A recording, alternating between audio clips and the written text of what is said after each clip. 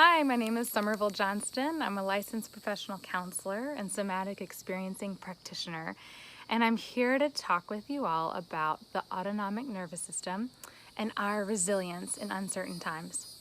So working with our nervous systems, we can actually learn a lot from the natural world and the healthy nervous systems around us. If you think about a deer in the woods, when it hears a twig snap, what does it do? Its ears go up, its eyes get big, it pauses, it looks around, and it is looking for threat. It's orienting to threat. If that twig snap was just from a squirrel, the deer discharges that energy in a little shimmy, a little shake, goes back to eating. If, however, it's a bigger threat, all that energy that is built up in the deer's body gets a function, gets a purpose as the deer jumps and runs away, executing its flight response. So we know about fight or flight or freeze, which are all functional and healthy responses, but what we don't realize sometimes is that our bodies don't have this nice flow the way that animals do. We instead of this healthy system of staying in this zone of resilience, we sometimes get bumped out of our zone. And that happens when there's a threat that we can't really fight or run away from effectively. So as we attempt to fight or flee some threat and it doesn't happen, it doesn't work, our bodies stay in that tense and ready position that a deer would have.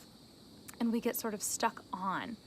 Now, being stuck on looks like anxious thoughts, pain in the body, difficulty sleeping, difficulty digesting. In general, I think of it as anxiety. We can also, when we're unable to maintain that, we can get stuck off. So in a stuck off position, we're not feeling anything. We're numb. And while that can be functional for a short time because it keeps us from feeling the pain of the world, it's not a healthy way to go through life. So what do we do about this, getting stuck on or stuck off in this anxious place or this numb place? Well, it helps us start by just tracking our bodies. And so tuning into our bodies and learning the language of our bodies, we might start to realize that we're starting to move up to our upper end of our resiliency zone or starting to crash down into that lower end.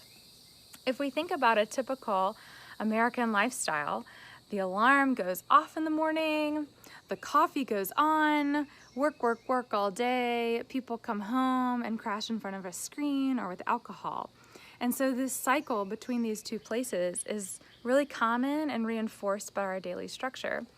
But if we can start to tune into our bodies, we can start to realize where we are on this continuum and then introduce activities that help to either bring us down, calm our anxious thoughts, calm our tense bodies, or to wake us up, bring more energy and life into the here and now instead of that numb place. So one activity I want to begin with as just a taste of tracking your body is first to find yourself either in a nice seat or standing where you feel like your spine is able to be in alignment. And then if you're willing to close your eyes, or if that's comfortable for you, to go ahead and do so, otherwise a soft gaze, and then invite your jaw to loosen and your tongue, which is probably at the roof of your mouth, to come to the bottom of your mouth. So it might even feel like you're about to drool on yourself. I'll give you an example, just a demonstration. So while you hold that jaw position, start to tune into your body and notice where you feel any sensation. Notice what you feel in your jaw, in your tongue, in your cheek muscles. But then also, as you continue to hold this soft jaw position, tune into any other part of your body that experiences a shift as a result of this soft jaw.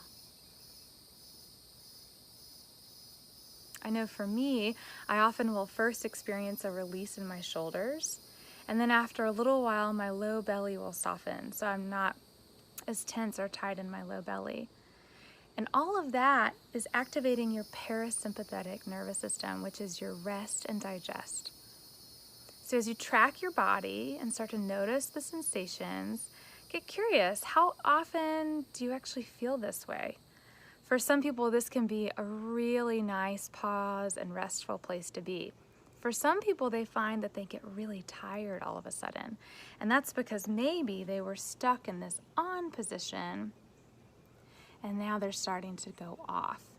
So if you start to get really tired, you can pause the activity, come back to whatever position is comfortable in your jaw, and then start to practice it throughout your day. Anytime we're activating our parasympathetic nervous system, it's dropping us down into this restful place. And what that does is it tells our brains that we are not in a place of threat. And so our minds, which are really good at finding the tiger, finding the threat, even if there isn't one around, can finally pause and say, oh, I don't have to think ahead right now. I don't have to anticipate the next threat, the next activity, the next event. And so when our body becomes calm and feels safe, then it tells our mind that it's safe and the mind doesn't have to work as hard. So this can be really helpful for calming anxious thoughts. This is just a tiny overview of the functioning of the autonomic nervous system. We're going to be talking in future weeks about the benefits of orienting to the here and now through mindfulness and how that also helps us to be calm in our bodies.